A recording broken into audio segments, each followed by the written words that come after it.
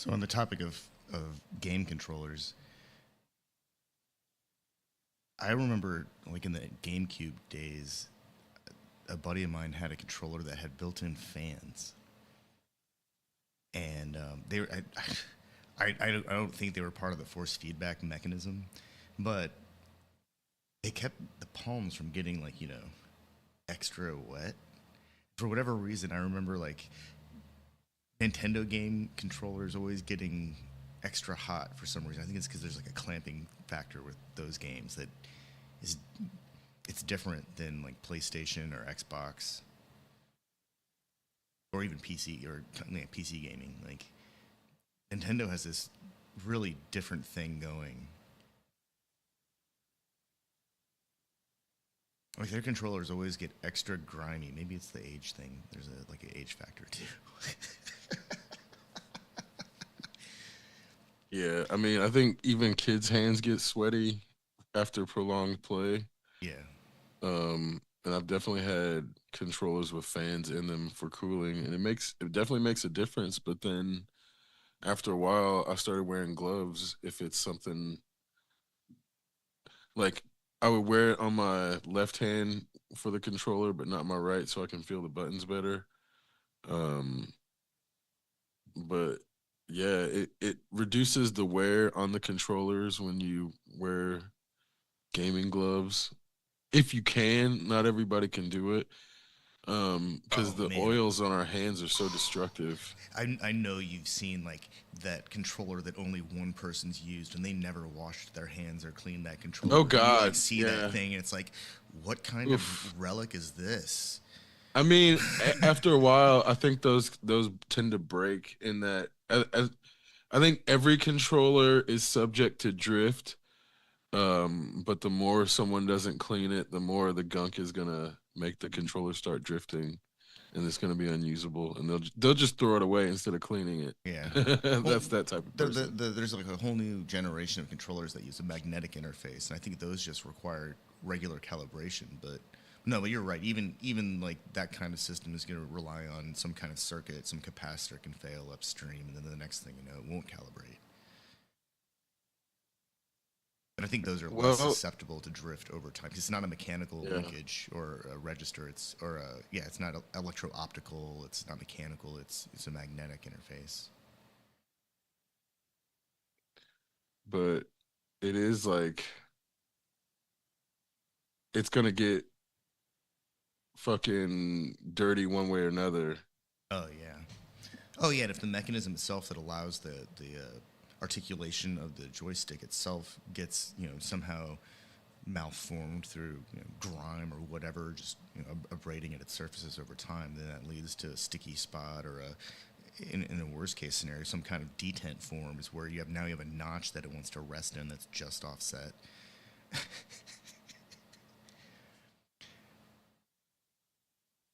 I always wondered how that happened. Like I've had controllers, drift over time because they're ancient, and I stopped using them because they got really old. But I mean, I never quite understood like how like what caused it. Like, I remember PlayStation 2 controllers like having really hard drift like within months of being used, but I'm pretty sure that's because everyone I knew had them. They would like fall asleep on them on their couch or just do something like foolish with them. We were all kind of in college when that thing was going around. So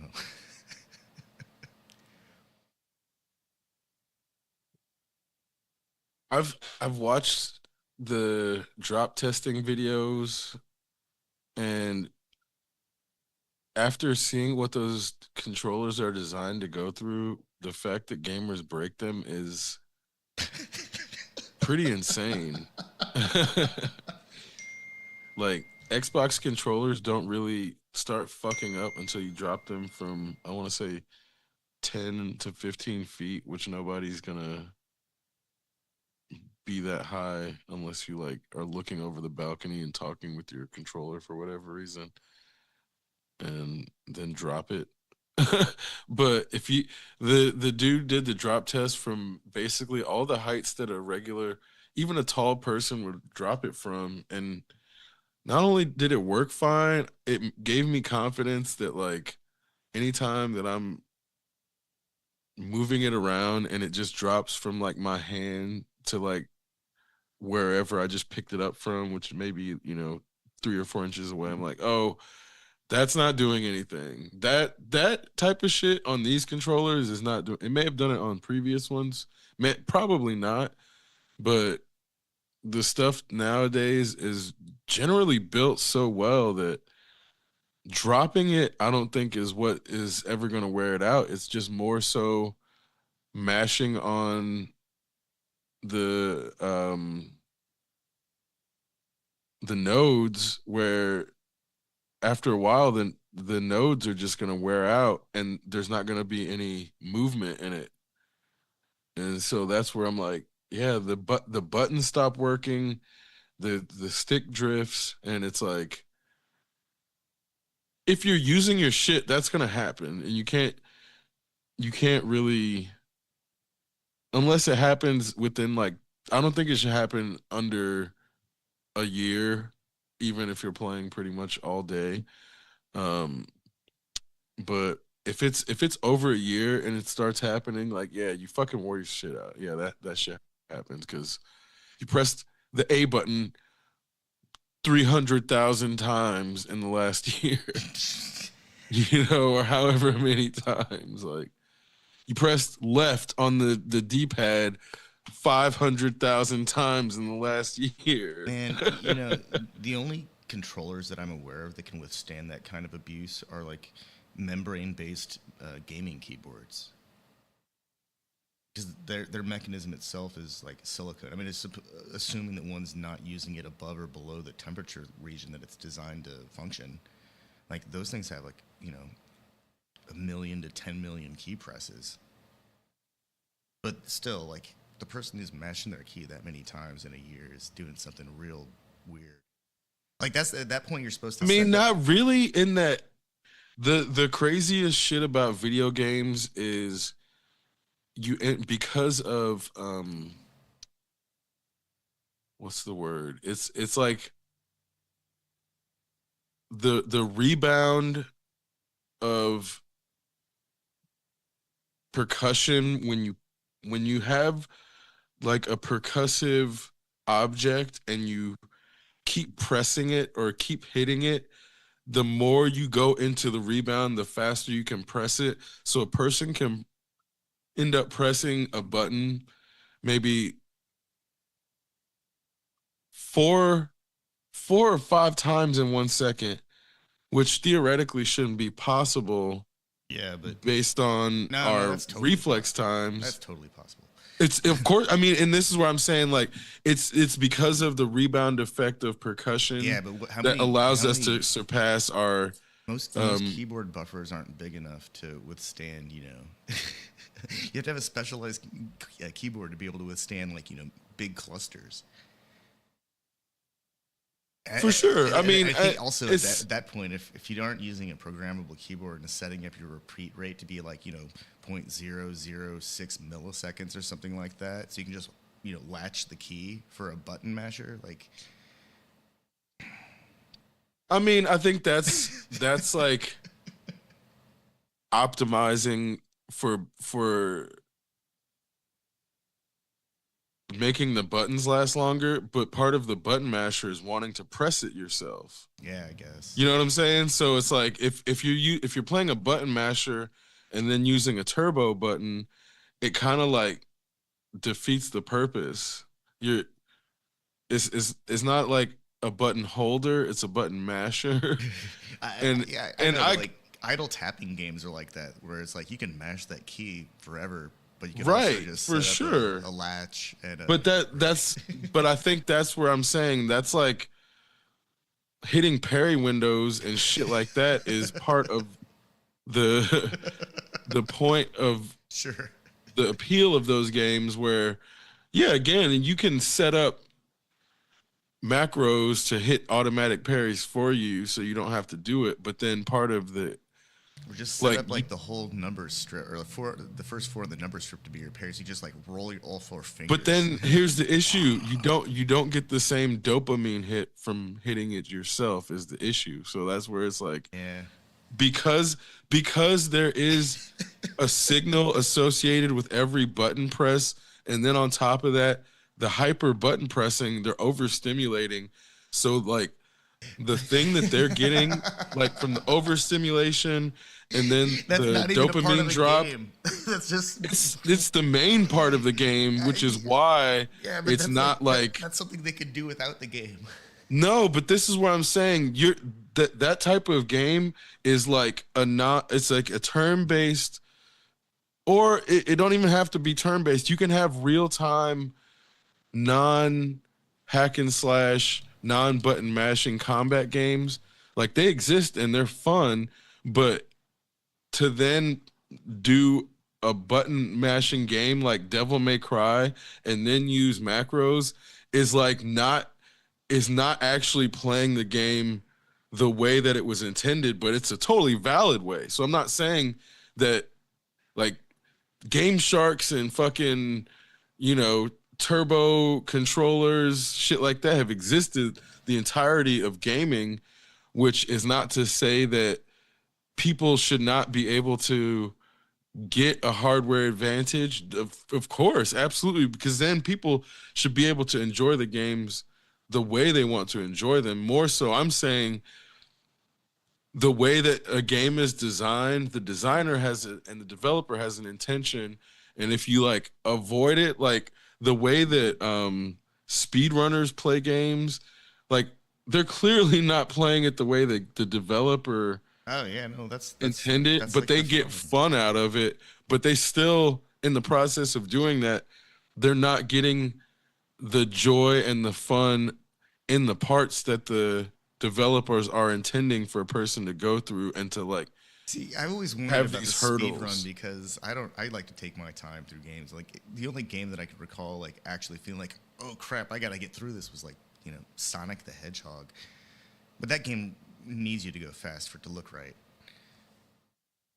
Also, you can't do half of the fun stuff if you're not moving fast enough. But like the people that are like, I'm gonna get through this as quickly as possible. Like it always just seemed like to me it was like they just don't want to play the game.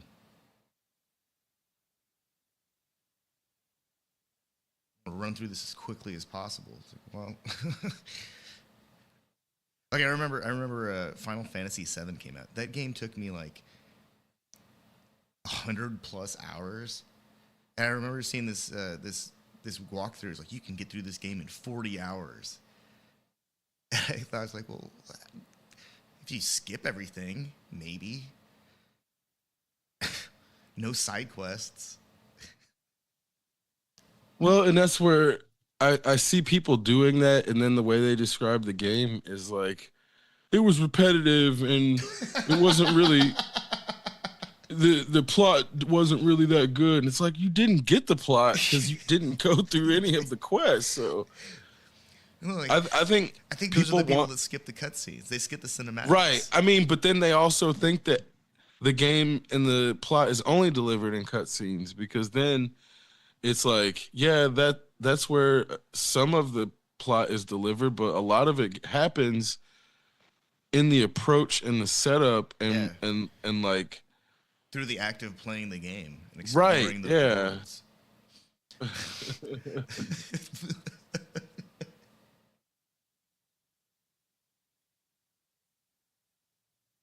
That's like it's a sprinting mentality. Got to get through this. Just got to do it. Got to get it over with as quickly as possible. I'm sure that the people that are really good at speedrunning are actually, you know, equally skilled at playing the actual game. They just like don't have the patience for it anymore. Like they've been through it so many times that they've memorized cutscenes and you know they've figured out the button timing down to like when certain flash elements occur on screen. They know where where like the line of proximity to start triggering the next event is, so they can avoid it until like they're ready or whatever. I imagine that person's actually really methodical because some of that's like like those like insane Mario speedrun worlds that people create. That's just nuts.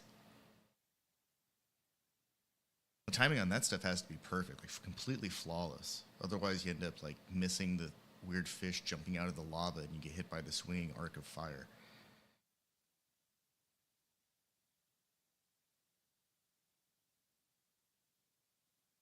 Yeah, and then in fighting games they exploit frames. Yeah, that's also messed up. Like if you want to play fighting games online at all, you have to learn how to exploit frames. That's just part of it now. I mean, I guess technically it always was, but the way people talk about it and the way people break it down, it's such a science. And that, yeah, I don't do online fighting games for that reason. You just, you know, you may not be able to get a punch or kick in because somebody knows exactly how many frames a character you chose uses, and they can hit a button right at the time when you're about to do something before the frames are able to execute. And I just that's the type of shit that makes something not fun for me. And that's where, like, it's the same thing for people who just memorize all the moves in chess or attempt to memorize all the moves. Like, fucking learn your own shit.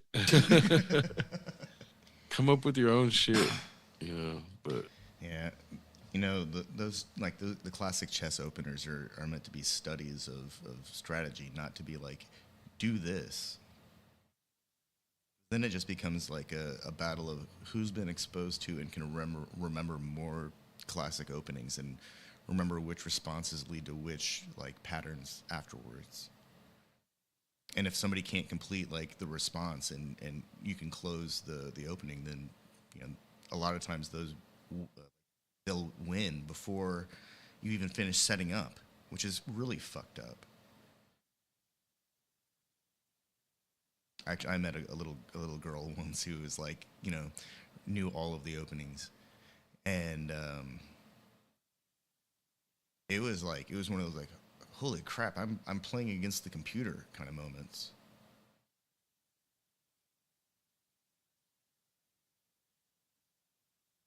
She gave up like the moment she lost her queen.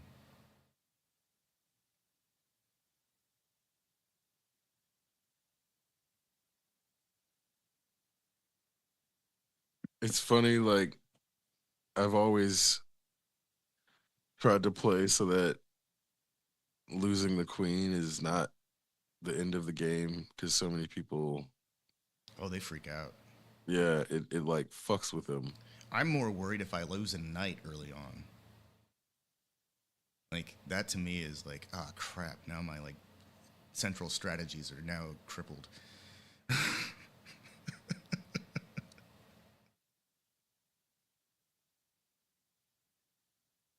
Knights and bishops, man. Like it always felt like there was so much emphasis on the queen and the rooks.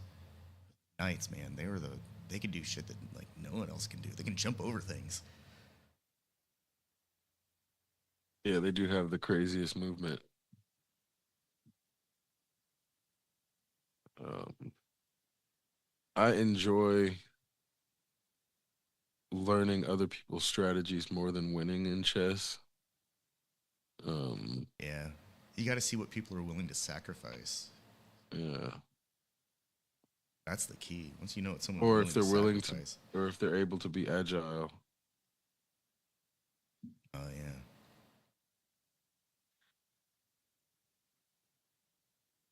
Because then once it's like, if you figure out a person's strategy and they don't change it, then you can basically beat them forever.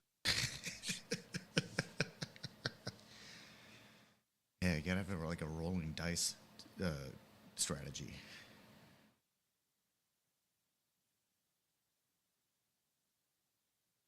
I think that's the key to like any of these kind of competitive games that the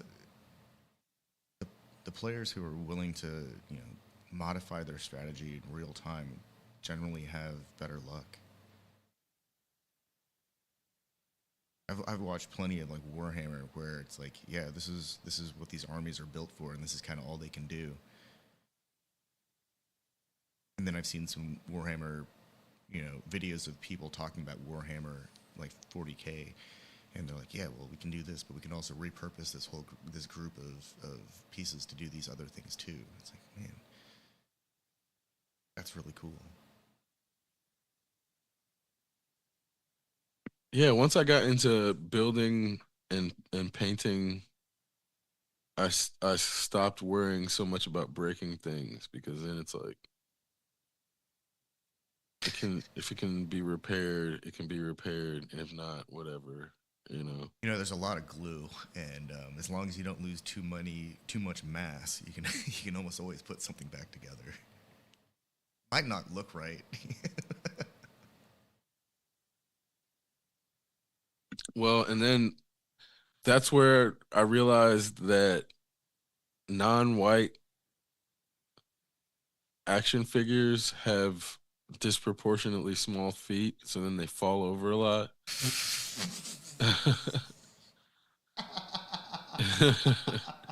I promise.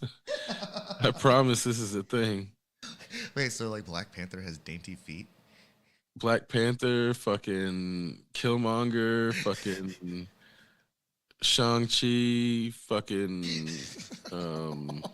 Finn from Star Wars, Miss Marvel. You telling me Miss Marvel has giant hands, but her foot is a size 3? Why? Why? She won't stay up for shit.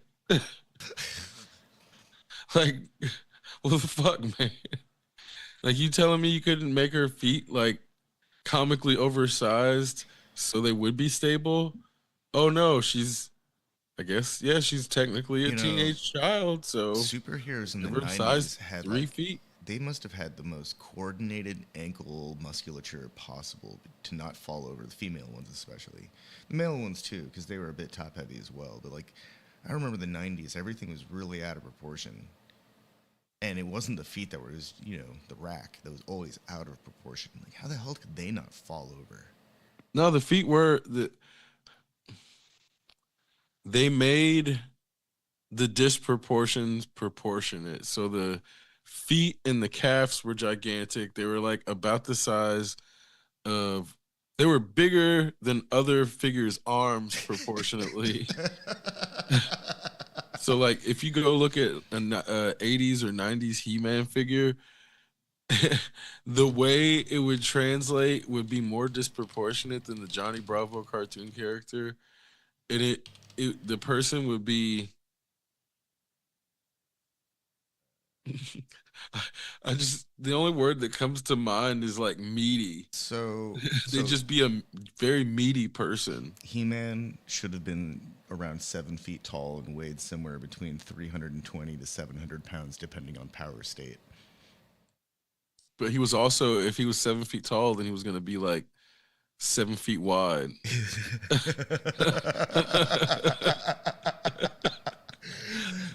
Because that's also, and his legs are a size 36 pant, each of his legs. His waist is like a 62 or something, but he's got abs somehow. His proportions are way. If Barbie's proportions were off, He-Man's proportions are on a different planet. He's not. The skeleton of He-Man would look closer to an So orangutan, probably. to have that kind of build, they'd be on a planet with less gravity and like less air, so because that would, that's the Right. requirement for needing extra large lung capacity. So they're no wonder they can do all sorts of crazy shit. They don't have as much gravity to contend with. I mean, they are from Eternia, but yeah, those figures are just nowhere near human proportions. And that's See, where, yeah, their feet were huge too, but wide, what is gravity so they could like? stand up. In the official lore, it's Earth-like gravity, but I'm not sure if I believe that. slightly higher gravity. No way. People don't get blasted away like with like those kinds of distances and survive with high gravity.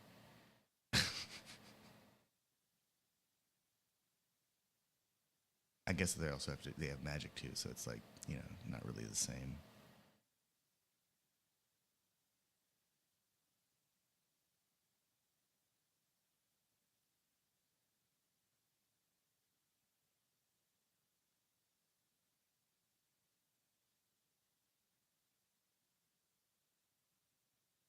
It looks like all the fan theories say that they got extra gravity. I guess I'm not as deep into He-Man lore as I thought I was. I definitely know I'm not. Let's see.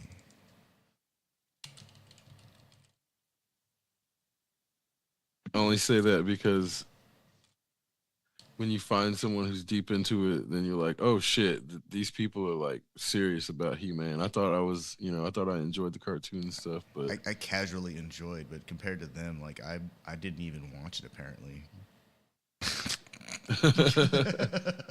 or definitely didn't read the comic or Man, the book yeah, because that's that's a they call it special audience. they here this is where the hardcore people call it Motu.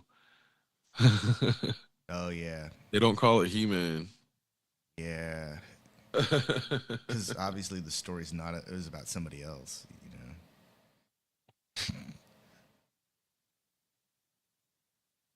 Well, I mean, it's about the sword. Obviously, it's always been about the sword.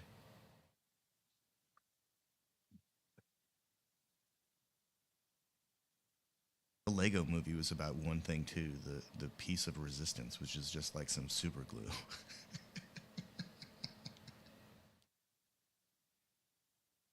But it held the story together. Oh god.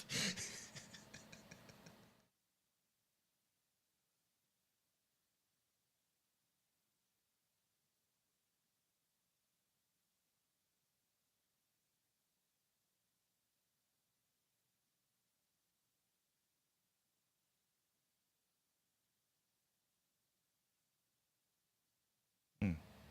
Looks like gravity on Saturn, Uranus, and Neptune is all similar to Earth too.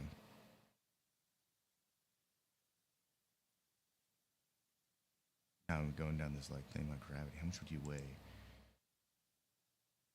130 pounds on Earth, 138 on Saturn, 148 on Neptune, 50 on Mars, What's the base 100, if a person 130 pounds.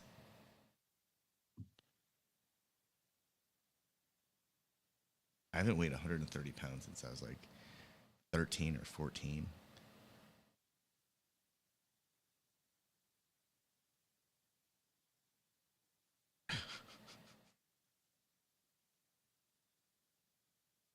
Yeah, I don't think I've been 130 pounds since like middle school. Definitely. Where are they? Why they select that? That's like that doesn't seem right. Why not just 100 pounds and make the math easy?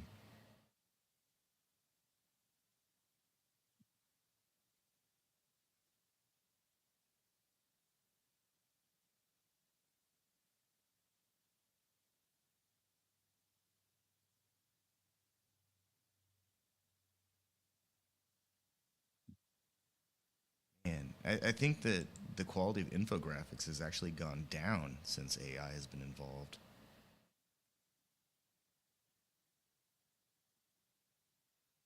Oh, most certainly, most certainly. It's funny. Do you remember the Oh my god. posters that were used to be handed out when we would go on school field trips to museums, or they would hand out these big ass, they'd be folded so they would suck because you'd open it up and it would never lay flat. But they'd have like tons of information, like almost overwhelming amounts of information. And I look at these infographics now, and it's like I wouldn't even use this as like a desktop on my computer. It's like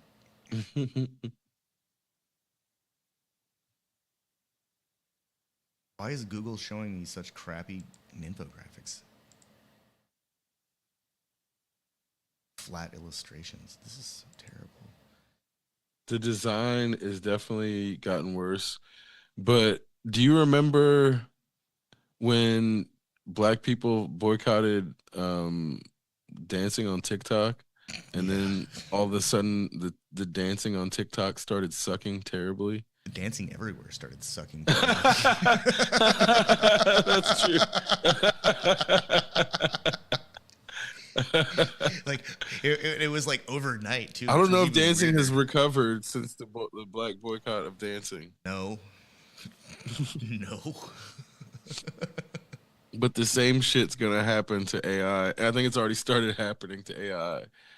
Like once people decide to start taking their influence out of something, it's done. And so be when artists and writers and musicians have decided that they're like no longer putting their best work out in a place where AI is going to be able to scrape it without having some sort of poison in the well, the game has changed already. And then they're going to start creating their own data from which to scrape. So then it's basically just the Ouroboros at that point. So I I think it happened faster than they anticipated, and because they needed to keep the hype going about what was possible in tandem with, yeah, they're trying to achieve AGI, but they know deep down they weren't actually going to hit it, and they're like, well, maybe in 5 to 7 years now, when they were saying 6 months, 8 months ago, it's it's the same shit as Elizabeth Holmes over and over. She wasn't the first. Sam Altman's not going to be the last. You know, if they had But just waited for like photonic quantum core processing, I can't even say that. This I don't think that's going to no, I do it. don't. I don't think it would either. But My thing is like nobody knows what makes consciousness, and they may never figure that part out. So the idea that a machine is just going to become conscious oh, because it's it has ludicrous. access to all the computing power and all the information, there is a leap of logic that is not internally consistent. There's that But thermal efficiency barrier that like every AI, no matter how much power they throw at it, no matter how much RAM they give it, no matter how many GPUs they bring online, they can't cross that threshold, and they just the output starts to decompose essentially, and it's not a power issue anymore. They've thrown literally the the bulk of humanity's processing power at this problem for how long now? 2 years, 3 years, 5 years, probably longer. But we just only know about the consumer variant now.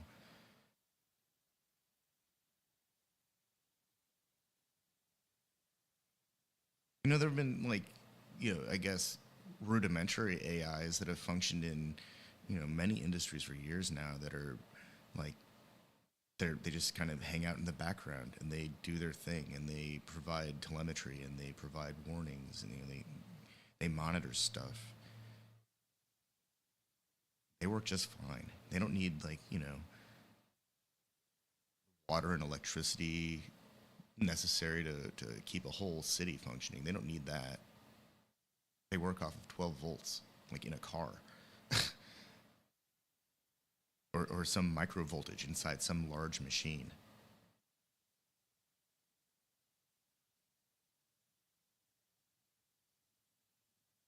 And there's a lot of really weird, it feels like predatory marketing when I see these like blurb ads that are like, if you're only using a chat gpt as a complex Google search, then you're doing it wrong.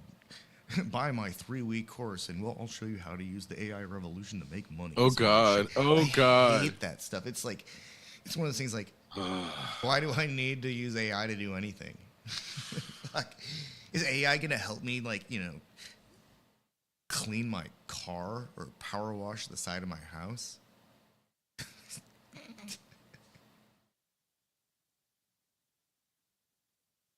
But AI Google search will definitely give me an insights into like what kind of detergents I need to take care of that weird green stuff that's not really moss. It might be lichen. I'm not even sure what it is. It grows on plastic though, so it's pretty serious.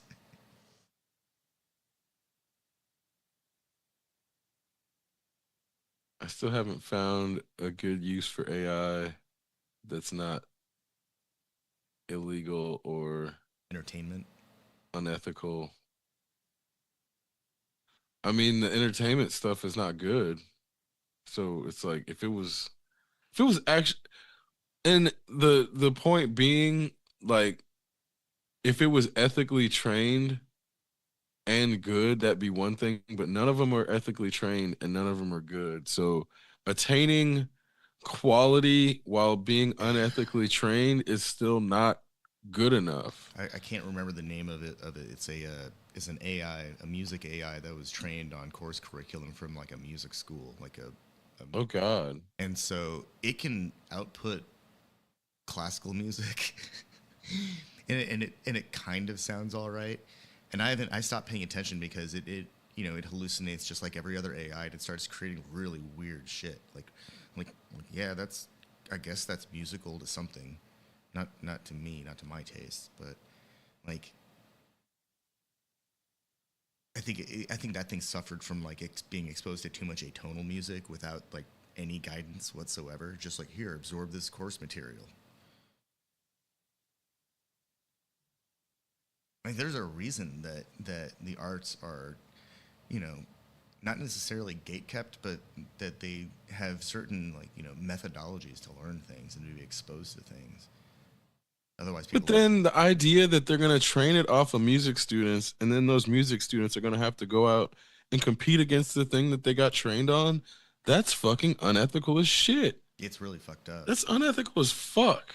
And this is the type of shit where I'm like, it's only a matter of time before there's a reckoning for all of those break it now, we'll fix it later types of approaches to this era. But I think the backlash has already started because they got caught. Um, OpenAI lost an appeal for discovery, and it got found out. Yeah, they were scraping writers, so th- they've gotten caught. They just thought that they weren't going to get caught this early, and they thought they were going to have enough money to pay for covering their asses, but they've already overcommitted and underproduced, and they're lying about, like, they're not actually public, so they're lying about their income, and the income is nowhere near what it needs to be to get Oh, to cover they're the losing debts. money. They're losing money so fast. They're like I think they're like losing like something like over 10% of their supposed like expenses like every day. Like There's it's really bad. It doesn't scale at all. They're gonna. I need to find this number now because it was like really they're scary. losing money, and they have interest accumulating on top of what they're losing. So it's not just them spending more than they're making, it's the interest accumulating on top of that. Yeah, yeah, no, that's what I mean. Like they're burning through like billions of dollars every year, and then like the interest on everything they've got is like so huge. It's like it would cripple small governments, completely cripple them. They're just spending it away on pieces wafers of silicon and gold, silicon and gold and silver.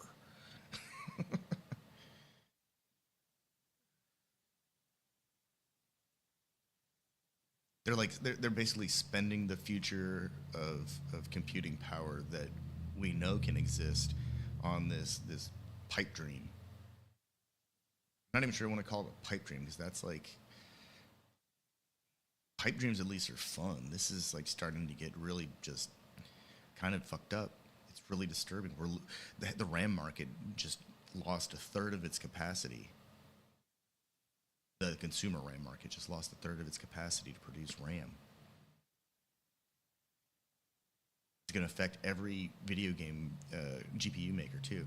Like Nvidia bought up all the RAM they need to make their stuff, but they didn't with their when they handed out their chiplets. Apparently, they didn't have any RAM for the GPU makers. And they're like, hey, you got to source your own materials this time, guys. Sorry. So there are gonna be some Founders Edition, some Nvidia cards for gamers, but like Asus and PNY and all of the second string of whatever manufacturer, they're not going to have as many cards to offer because they're all competing now like on a different scale, and also Crucial's gone.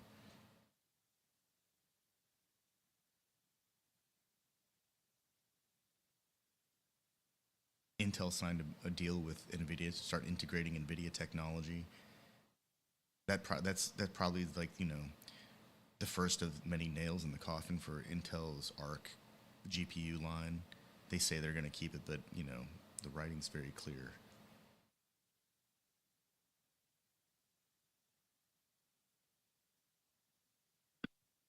It's crazy how much the capitalist approach has killed GPUs and RAM.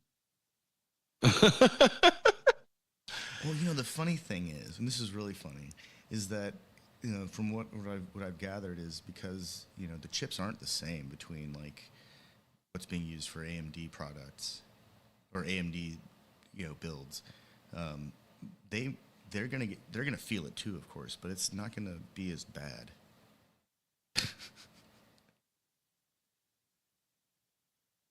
Also, and I'm pretty sure it's just because of the GPU stuff. I'm pretty sure that AMD's CPU market isn't as robust as Intel's right now, but I expect AMD to like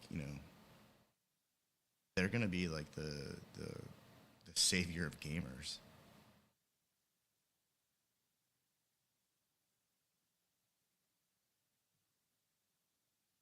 That's what it feels like at this point. But then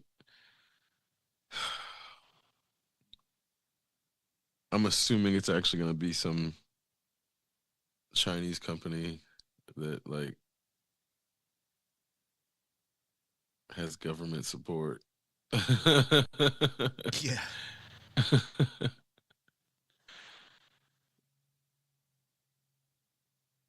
In that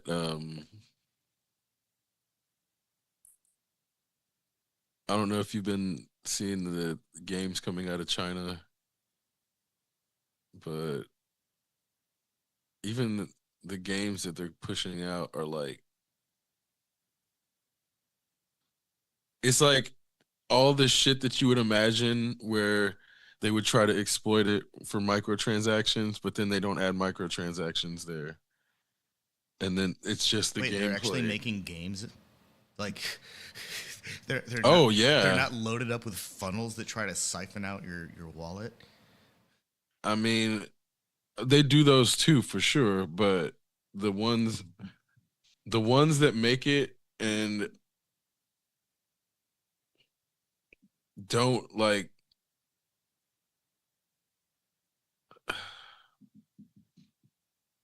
they don't suffer from like the capitalist exploitation influence, then uh go on to be like award-winning games.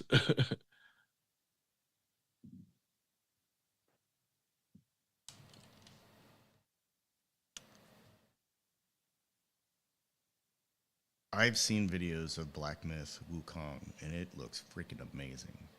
Yeah, that was like the one I was thinking of concerning winning awards.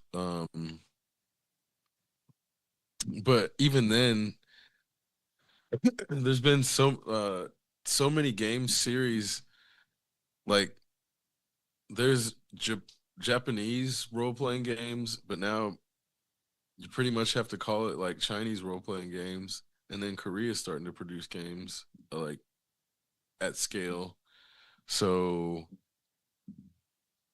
I feel as if the I fully expect the Korean games to be like absolutely soul crushing.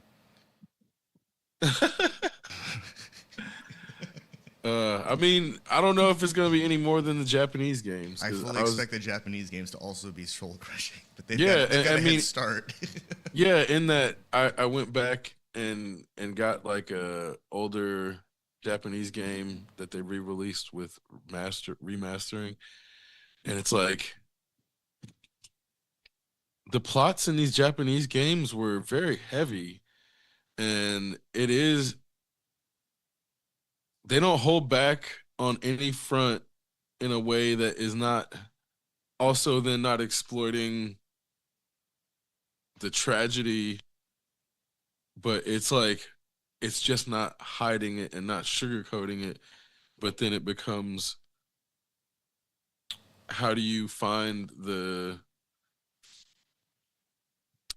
remedy to the tragedy by being a hero around it as to what they play to, and they do it really well.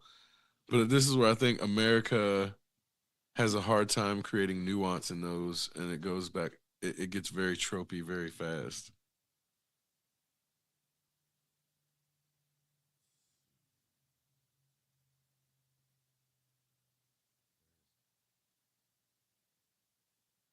I'm trying to find Black Myth on the Steam charts. I should probably just search for the game itself. It never really goes on sale. I think the most I've seen it on sale is for like 45. I think I'm gonna wait to get it until it's under $20, just because the developer was like misogynist or some shit. $60, 70 for the deluxe edition, $10 additional content. Why isn't it telling me its Steam chart number anywhere? It's not even. It's not even.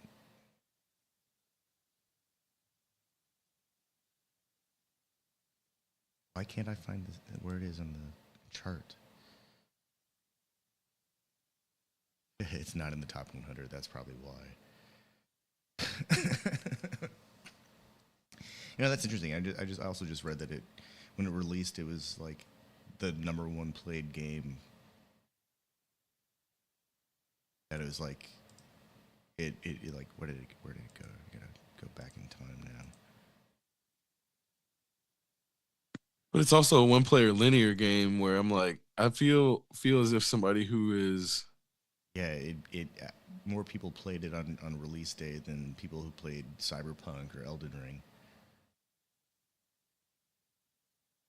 1.8 million concurrent users within first 8 hours of release, making it number three on Steam as Chinese gamers rush to play. That was back in August of 24, so it's been a while. It's been over a year, so it's not surprising that a linear game doesn't have as much replay value. yeah. Because even though Cyberpunk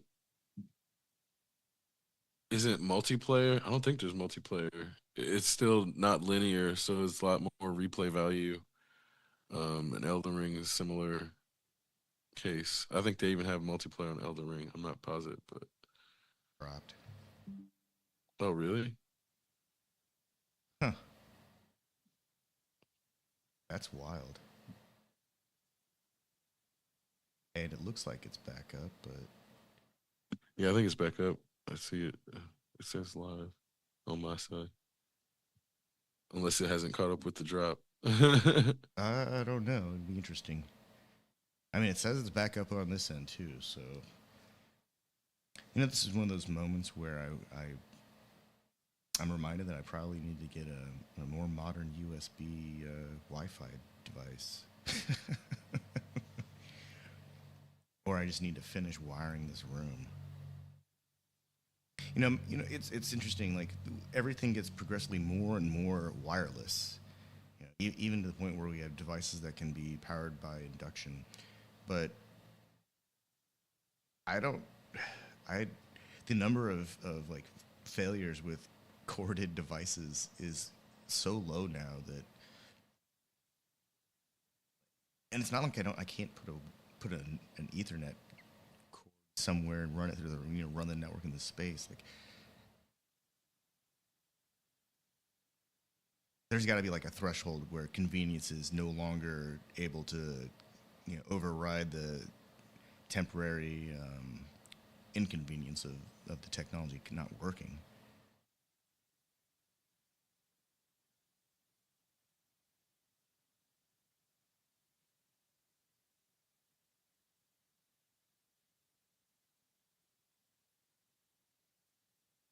Well, I think people have to explore before they hit that point, and also that comes with being trusting of one's own opinion, and but simultaneously judicious. And so it's like a hard place to when society is constantly trying to attack and gaslight a person into thinking that they shouldn't trust their own instinct for whatever it is, whether it's fashion or food or fitness or whatever it is, then actually trusting your own opinion becomes a process, and it becomes way more difficult than it should be without all these other things trying to take over your own internal judgment.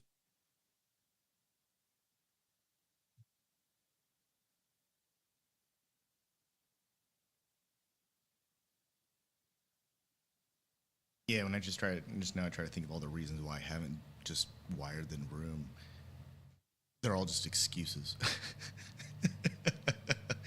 Like, oh, I didn't have any time. I didn't have any energy. I have like a tub full of you know Ethernet end connectors, and I probably have like 50 feet of like Cat 5 or Cat 6 just laying around. Maybe not that much. Probably only 30 feet. Maybe 10 feet.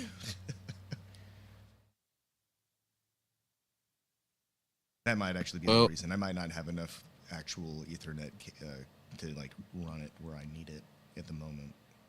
That's probably a more rational explanation, but I had to think about it. I think in those cases, it also becomes a matter of latency versus convenience, because still have not encountered a wireless setup that beats the wired version. And some get close, but they just never beat wired I mean, concerning overcoming latency. I But wonder. I wonder if we could set up a scenario of like a 2400 baud modem versus a modern like a Wi-Fi 7 device or something that's sitting right next to the wireless access point. And we put the modem. We have to convert it obviously because phone lines don't exist anymore. But right, we put yeah. that on the end of some like 200-foot long run.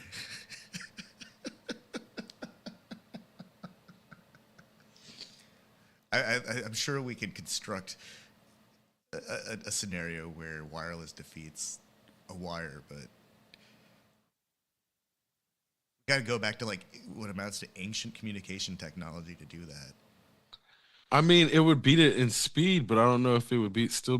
Probably wouldn't beat it in latency still. Yeah, it's true. That initial ping would be so fast. Which again, it's like, yeah, I don't. There's just wireless is great for so many things, but then that if you can feel latency, wireless is like just never going to be adequate. Yeah, that's a hard truth. I spent years trying to enjoy wireless headphones just from music, and the moment that like you encounter just that little bit of like what's going on, then everything starts getting out of sync, like with your video or something, because for whatever reason there's some flag that's not set right. And then the wireless technology changes because there's a new protocol.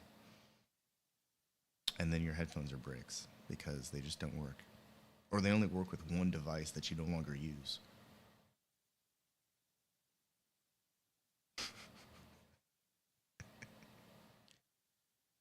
It's crazy that we're supposed to have all these freedoms and capitalism's so awesome, but you really can't stop someone from changing your interface or like changing your user experience. Like if fucking Microsoft or Apple wants to come in and change your shit, I mean, if you want to do open source, that's obviously the closest, but even then, an update can be pushed to where it'd be like, Open source is still swimming. It's just swimming in a larger ocean with like crazier right, threat yeah, actors.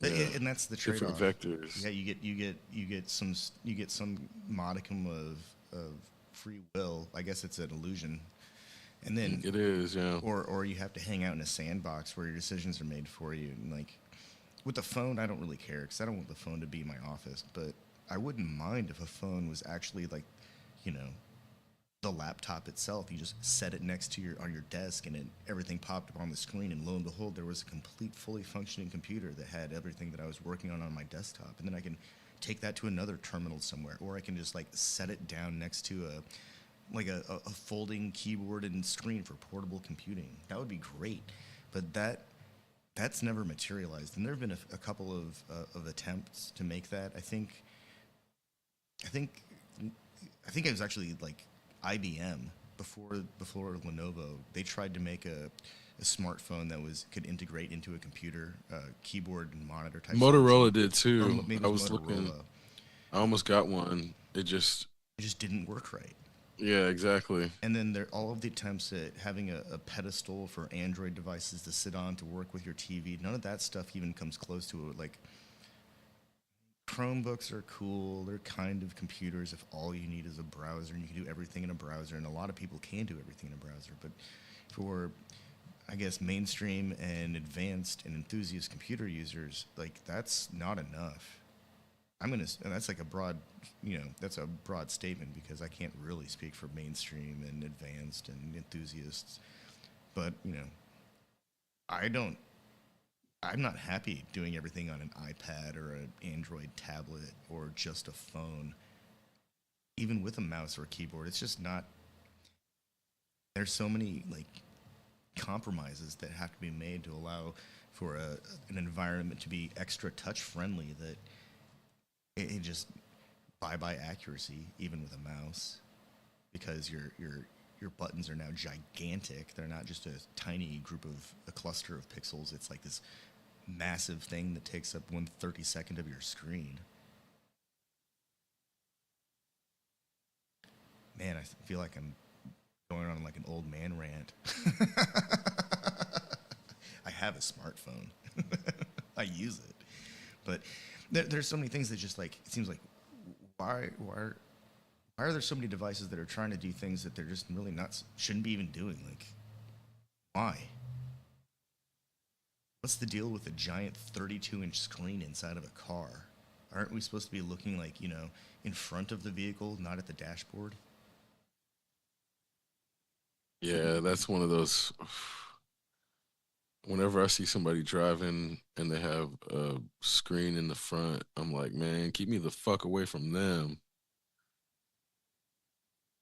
I can, Um, if it's like a phone or slightly larger than a phone and it's a map, that no, I makes mean fucking sense. But a freaking like a entertainment center, like yeah, like a with DVD surround playing sound and and it's on. and it's on.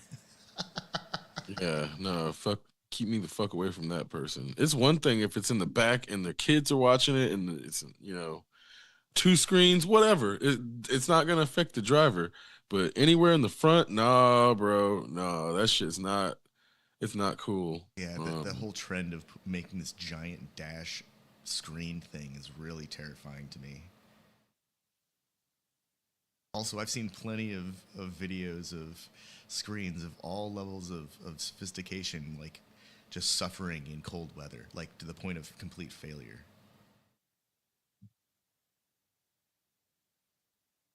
even electromechanical dials, like in automobiles up until like 2012. At least those things still worked in the like absolute freezing cold. It's probably signaling to the operator of of that kind of vehicle, like, hey, you don't even need to be driving in this condition because we can't even turn the display on. So it might be like an unintentional safety feature, but